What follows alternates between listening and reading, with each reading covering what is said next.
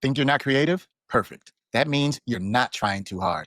And that might actually be your secret weapon. Because here's the truth. Creativity today isn't about painting like Picasso, dancing like Beyonce, or editing your life into a Hollywood highlight reel. It's about perspective, authenticity, and the courage to show up just as you are. In this video, I'm breaking down 10 real low-pressure ways that everyday people, yes, people exactly like you, are turning curiosity into content, passion into posts, and hobbies into side hustles without being traditionally creative at all. And stick around, because I've got a bonus method at the end that no one talks about. But once you start doing it, people will literally come to you for content. So let's dive in. Unlock your creative potential, and maybe even build something real in the process. If even one of these ideas sparks something in you, hit that like button, drop your favorite one in the comments, and don't forget to subscribe for more ways to make your voice heard, even if you're not the creative type yet. Number one, be a curator. Let me let you in on a little secret. You don't have to be Picasso, Spielberg, Beyonce, or any of that to be a creator. You don't even have to be the main character. You just have to be the person with good taste. That's where curation comes in. See, some people are out here making 5-minute films with drones and deepfake cameos. Cool for them. But others, like you and me, are quietly becoming legends just by saying, here's something dope. You're welcome. Being a curator means you're the plug. You're the friend who always knows the next binge-worthy show, the wildest internet rabbit hole, or the under $20 Amazon gem that's somehow better than the $80 version. You're not reinventing the wheel. You're just putting spinning rims on it and saying, y'all seen this yet? Think about how people scroll these days. We're drowning in content. It's like a buffet where every dish is yelling, pick me, pick me, pick me. And you're just trying not to end up with food poisoning. A curator, you're the person who grabs the plate and says, don't eat that, eat this, trust me. And the trust is everything. Because the truth is, people don't always want to find stuff. They want someone to find it for them. That's why we love playlists. That's why we follow favorite find influencers. That's why half of TikTok is just people reacting to stuff that already exists. And you can do that right now, like today. Make a TikTok series of your top 3 underrated horror movies for date night. Do a yes or mess roundup of weird Amazon gadgets. Start a Sunday newsletter called The Stuff I Wish I Made. And drop your favorite memes, 2 vids, peas, whatever. The value isn't in creating from scratch. It's in having the taste and the voice to pull together things that other people don't have time to find. And your voice doesn't have to be loud. It just has to be real. Be funny, be chill, be chaotic, be poetic, whatever's you. And here's the real cheat code. Cultural capital equals creative currency. The person who knows what's trending before it's trending, that's a curator. The person who digs up a forgotten gem and makes it cool again, curator. The person who makes a 5-item Target haul feel like a spiritual awakening, curator. You are the museum and the DJ and the hype friend rolled all into one. You take things existing and give them new life just by being you. So stop saying I'm not creative. Start saying I've got great taste and I know how to share it. Because honestly, that's all being a creator is. 2, be a teacher. Let's kill the myth right now. You don't need a degree, a certification, or 1,000 hours of experience to teach something online. You just need one thing. You learned it yesterday. Seriously. If you just figured something out, you are now probably pretty good to teach it. In fact, you might be the best person to teach it. Why? Because it's still fresh in your head. You remember all the dumb stuff that tripped you up. You remember the exact, wait, that's how that works moment. And trust me, people are hungry for that kind of realness. Let me put it like this. The internet doesn't want a professor. They want a classmate who's one step ahead, showing them the cheat codes. So yeah, you don't need to be an Adobe wizard to make a tutorial. Just say, here's how I finally figured out how to make my first decent looking Instagram post in Canva. Or, yo, I spent way too much money on my first DSLR. Here's what I wish I knew before clicking buy. You're not flexing. You're saving someone else from the same mess you went through. That's the magic. You're not teaching from the top of the mountain. You're just turning around, reaching back and saying, yo, there's a rock here, don't trip. And guess what? People love that, especially now. We're in the era of peer-to-peer learning. Think about YouTube, TikTok, Reddit. Half of us don't even Google stuff anymore. We search TikTok to see a real person do it. We don't want some crusty textbook explanation. We want, here's how I figured out my taxes using ChatGPT and one panic attack. You're giving people a shortcut and a sense of connection. You're saying, I'm not an expert. I just got here first and I brought notes. So go ahead, record that how I built my first Notion template video, write a blog post on what I learned after trying to post daily for 1 week, show people how you set up your lighting using a desk lamp and a piece of paper. Show the struggle, show the weird hacks, show the truth, because that's the stuff that hits. Teaching isn't about having all the answers. It's about being honest about your journey and letting people ride shotgun while you figure it out. You don't need to be a guru. You just need to be helpful. And the cool thing is, the more you share, the more you actually learn. That's the side quest nobody talks about. Teaching makes you internalize it deeper. It makes you care. It makes you level up while other people level up too. So if you're waiting for permission, consider this your diploma.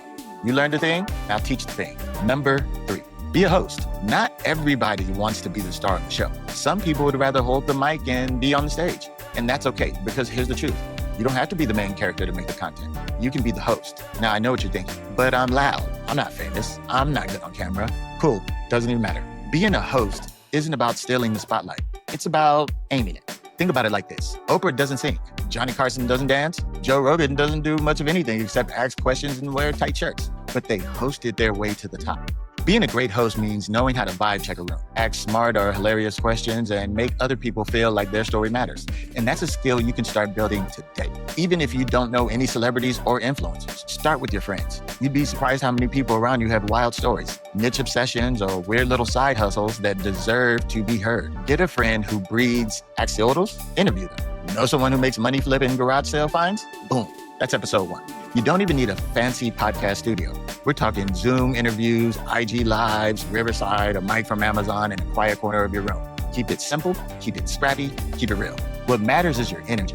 Be curious, be present. Ask the questions nobody else asks. Not, what do you do? But what would you do all day even if nobody paid you?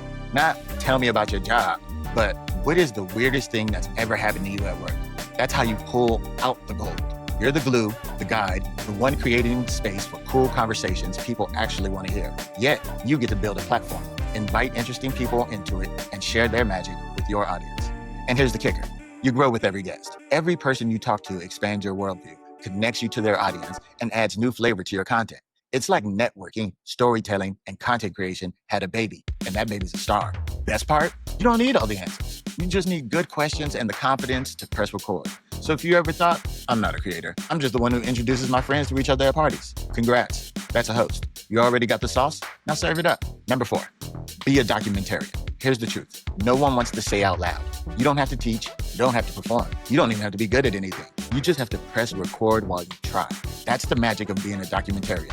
See, some people are polished pros with 10-step tutorials and flawless transitions. That's cool, but you're the chaotic beginner energy we all secretly crave. The one who says, I have no clue what I'm doing, but I'm doing it anyway. And that is powerful.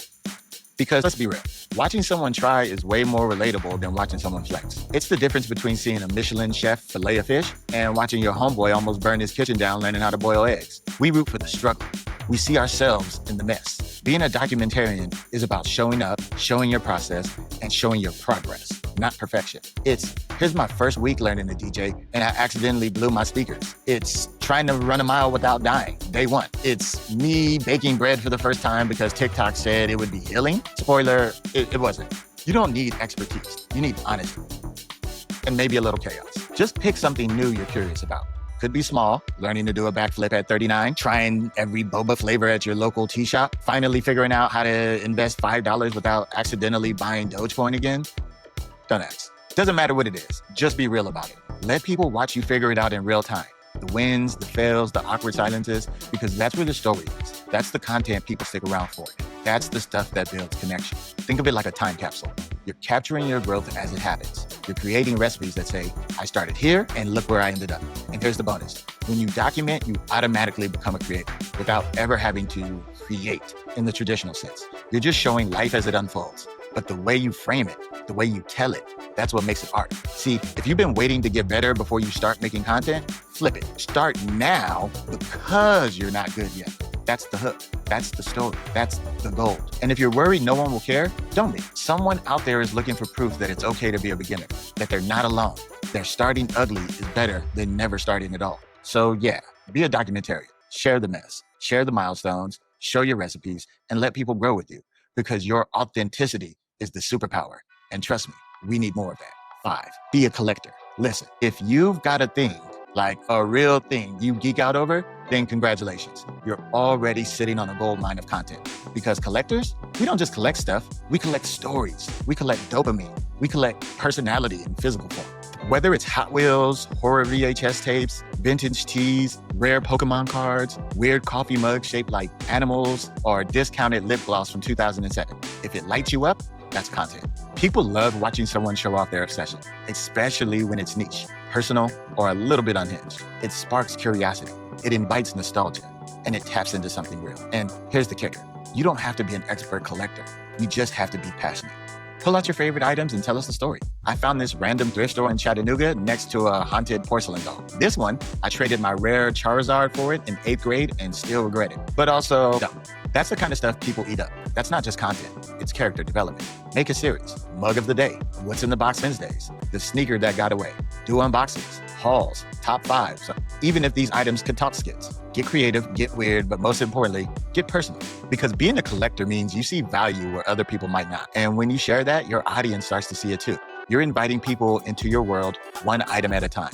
And let's talk community for a second, because collectors are everywhere, lurking in comment sections and subreddit threads, just waiting for someone to say, hey, I love this little weird thing too. That's when your content starts to connect. You're not just showing stuff off. You're building a tribe of like-minded weirdos who get it.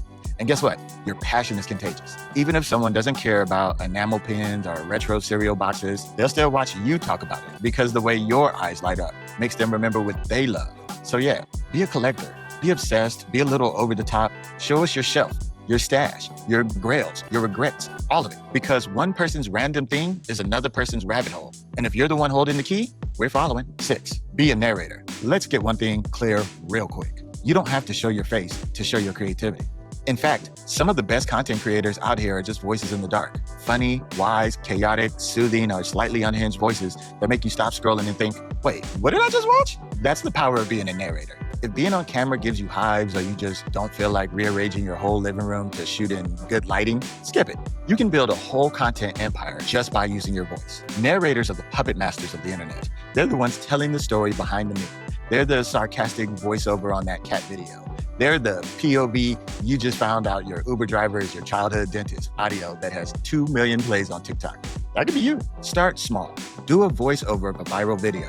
Add your twist. Narrate your pet's inner monologue. Take a weird news headline and tell it like it's an epic documentary trailer. Or go full storytelling mode and give us a mini audio drama about the day you got kicked out of IKEA for hiding in the closet section. No visuals required. Or maybe you've got a soothing voice. Great. Do ASMR. Read short poems. Do slow internet videos where you just calmly describe stuff like what it's like to make French toast at 2 a.m. when life's falling apart.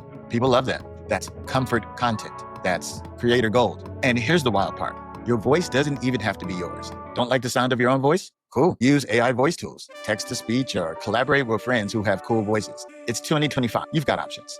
The point is, narration is storytelling with swagger. It's all about how you say it. The pacing, the tone, the choice of words. You could be dramatic, deadpan, chaotic, sultry, cozy, or even a little sarcastic. Whatever fits your flavor, and just like that, you've turned scrolling into cinema.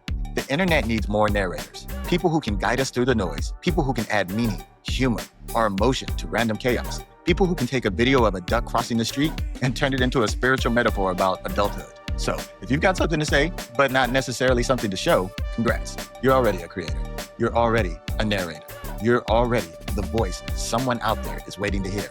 Now grab that mic and talk your ish. 7, be a tester. You don't have to be an expert. You don't have to be an influencer. You don't even have to know what you're doing at first. You just have to try stuff and report back. That's it. That's the job. Welcome to the world of the tester. In a sea of overproduced reviews, 5-star fakes, and sponsored but totally honest, I swear, influencers, there's something refreshing, magnetic about a regular person saying, I bought this thing, I tried it, and here's how it actually went. You become the internet's trusted friend. The one who clicks buy so the rest of us can figure out if it's trash or treasure. The one who actually tries the viral TikTok salad or that knockoff AirPods or the 30-day abs and 10-minute workout plan that says, okay, here's the real tea. And you can test literally anything. Budget gadgets? Yep. Weird Amazon finds? Always. Productivity apps? Definitely. DIY trends? Please do. $8 face mask versus the $80 face mask? Do that too. The key isn't being a professional reviewer. The key is being honest, relatable, and curious. People don't need lab results. They want to know what happened when you tried it. Did it work? Was it a scam? Did it fall apart in your hands? Or did it change your life? Show the process. Show the unboxing. Show the mess. Show the surprise. And most of all, show how you feel about it. That's what builds trust. That's what makes people say, okay, I believe them. Because in a world where everything's hyped, authenticity is the value. And if your content says, this didn't change my life, but here's who it might help, you're already winning. Even better, testing things makes for endless content. One item, one video, one opinion, repeat. You could build a whole series, no, a whole brand, no, a whole audience, just from being the person who tries what others are too unsure to touch. So yeah, be a tester. Be the crash dummy, the taste tester, the honest reviewer, the person who says, I did the thing, and here's what you need to know. Because whether it's useful, hilarious, a total fail, or shockingly great, your honesty makes you the expert. 8, be a simplifier. You know that one friend who explains things like you're 5 without making you feel like you're 5? That friend could be you. That friend should be you.